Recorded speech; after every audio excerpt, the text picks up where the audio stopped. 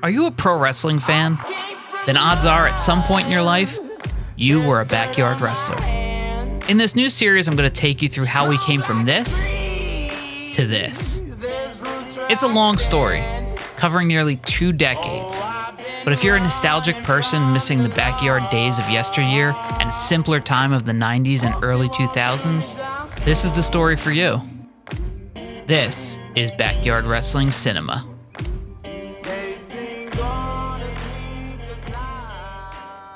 Welcome to Backyard Wrestling Cinema Season 5, Episode 7. Last week, there was issues between Hellspawn and the Old School Alliance. It seemed like he had found a new friend in The Beast, and the show starts off with The Beast and Hellspawn taking on Rico DMF. The Old School Alliance came out at some point to yell at Hellspawn, causing a distraction, allowing Rico to get the win and furthering the issues between Hellspawn and the OSA, the Old School Alliance.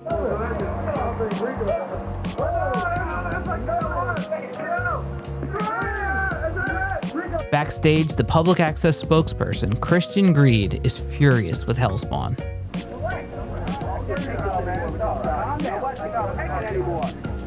Hold me back! Hold me back! You! What is the matter with you? They ask if he's in the faction or out, and he said he's not sure yet. TLD and Sweet, collectively known as Dangerously Sweet, come out, and they're doing this weird angle that TJ Money came up with where TLD was addicted to water. It was dumb as hell. I don't know why we did it. I didn't know then why we were doing it. It was just kind of a gimme for TJ Money to have something. Anyway, they took on Christian Greed and the United States champion Homeboy Joe Slice. And the minds of 3-year-olds and such. Well, only super sweet. It's his new pound. Backslide one! Oh! I thought we had it. Oh! Homeboy being this. Why is Joe D out there? I did he got there. The bodyguard, the high roll. Dangerously Sweet is holding it off. Christian Greed completely down. Super Sweet's going for the money. Uh-oh. It's a table. And it's decked out in camouflage. Homeboy's colors. Oh! Homeboy was distracted. He got the gift from Joe D, the bodyguard of the High Rollers. I think Benjamin's getting a little payback with that messed up hand. Oh! 420 right to the table. Why is he in? And TLD getting up. The end saw the High Rollers come out and lay out Homeboy, leading to their TLC match. Mr. Benjamins would challenge for the U.S. title against Homeboy Joe Slice. Sweet and TLD got the win in this one. We go to a clip from earlier in the day where Just in Time wants a match. You want a match tonight?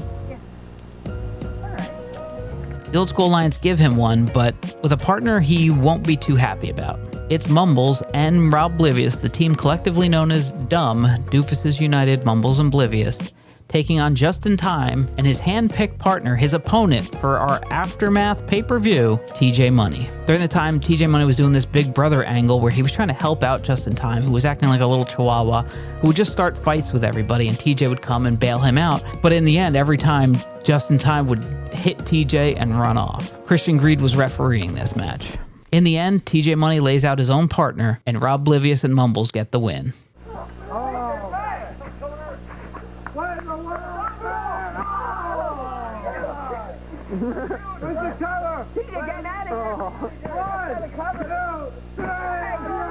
We show a preview of the upcoming Aftermath card. Jody of Misery, who'd been getting a push in the recent weeks, gets a shot at the world title. We did a lot with Jody in this one to show that he was ready for the next level, as he was getting ready to face Tommy Thunder, one of our veterans, at the pay-per-view.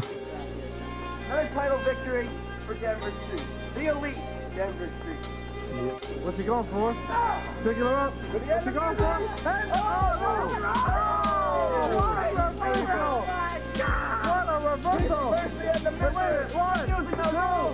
In the end, I won, but I had to put my feet on the ropes in order to get the win. I think I should have cheated a little bit better, or a little bit bigger, looking back at it, considering what we were trying to do with Joe D at this time. Tommy Thunder and Mr. Benjamins are up next, and it's a great back and forth match for that time. He's calling for a lightning bolt. That truly is. That's all she wrote. Oh, a huge lightning bolt.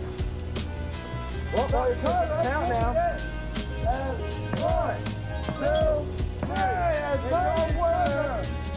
The High Rollers come out and leave Tommy Thunder laying. Christian Greed attack now.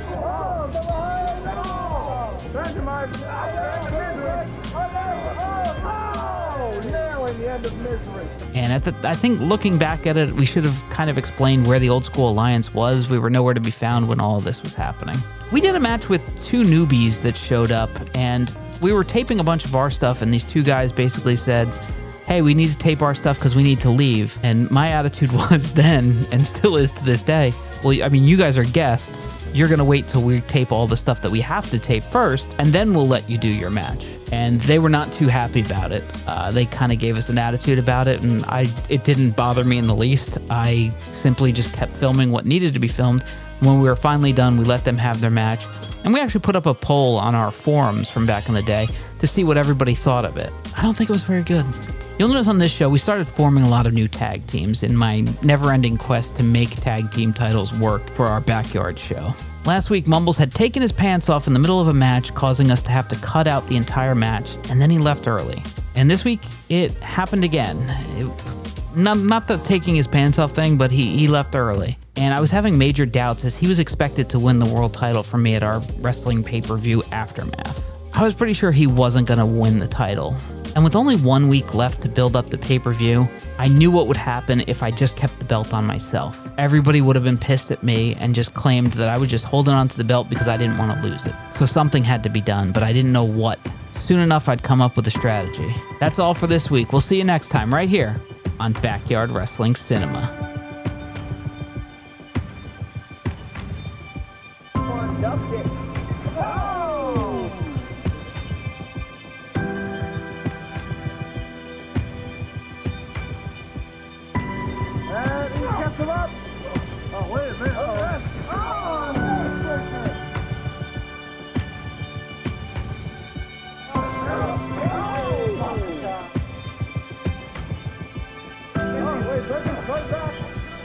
Oh,